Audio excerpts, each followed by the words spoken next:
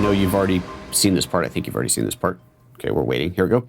We can see all the lines there, yada, yada. You can see here on the tracks, kind of the little lines as it differentiates the different parts of the tracks. And we'll let that finish that. And then we'll very quickly go in and fix the track that is wrong. Come back. There we go. Okay, so Command 1, I'm going to go into 100%. I'm going to pan all the way over here to the right and zoom in a little bit more. And look at that. See this track misalignment right there? Boom, boom, boom. Did not align. Here's some spots that did not align, did not align. Okay, so I click on the brush. And now, let me make this a little bit smaller.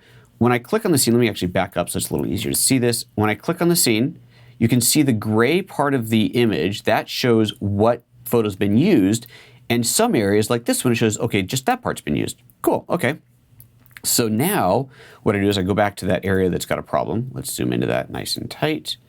Back in.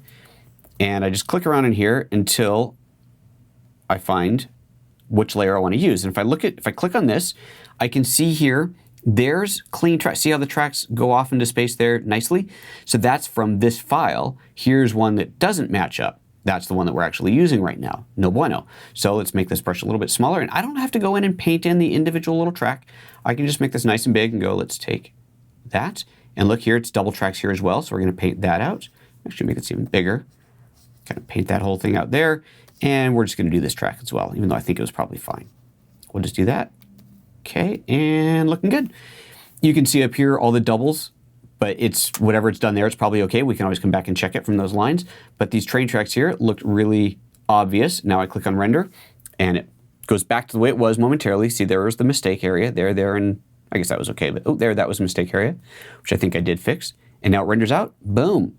Check it out. Looking good, right? Isn't that awesome? So you just paint in the area that you want. So here's a mistake, right? This line here did not work out, okay? Just go back to the brush, it's already selected. Yep, perfect. See, I clicked that one, let's actually go there, make that a little smaller, paint along there, render that, and let it think, and it should be giving us, in just a few moments, a superb realignment. Perfect. Voila. Love it, right? That is so cool. So that's how that works. All right, so there's our nice big panorama. I'm going to go into the crop tool, and I'm going to say crop to opaque because I don't want all this other garbage in there. And then you go, ooh, actually, I missed too much of the track. Like that was, that was some cool track down there. So let's take that down. Okay, not that far. Let's take that down to there. Maybe we can come in a little bit off the sides. I should try and line this up, actually, off of these tracks in here. I think it looks good. And we're going to tilt to infill. Paint in this blank area basically and hit apply. And I actually have no idea how this is going to work. We're going to find out if this was a good idea or not.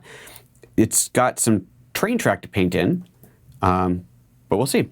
Now, Marvin says, how do you get rid of power lines? I would, cloning or the in-painting tool here would be like a healing brush. Essentially, it's called in-painting, it's healing. If you wanted to get rid of those power lines, I would do it out after the panoramic render. I wouldn't do it as part of the panorama because when you're in the panorama render, what we were just doing, you're not doing any kind of cloning. You're just saying, no, grab from this source, not that source. That's all that is. If you want to completely remove something, you do that in the next level once we're out of the panorama tool and back into the regular mode. So here we go, that's done. And yeah, I mean, as expected, it didn't do a very good job down here. I didn't have really high hopes for that. It needs more basic stuff there, but I could go in here and start cloning this now, right? I mean, I could take the clone tool and let's make this a little bit bigger. And it's just softer, hardness 21% is probably all right. Let's just see here if I go like this and let's go a little bit higher up. And, there's some work to do in here. It ain't perfect, but why not? Yeah, a little more work and you could fill that in. You could totally fill that in. It's a little weird highlight in there you might want to get rid of as well. Let's go over to the other side of it. Where's my navigator? Histogram, color swatches. Where's my navigator? Ugh, annoying. Oh well. Just pan over this way. Pan. So there's a little glitch there. Might want to clean that up. But that's all. The shadow from the drone. We should probably get rid of that. There we go. There was no drone here. And there, that one needs to be cleaned up. Let's see here. Let's clone. Oop, not that way. Let's do like this. And no, that's not going to work. You've just watched a 5-minute sample of a live training video. To see the rest of it, head to PhotoApps.Expert/live where you can purchase and download it, or sign up as a member.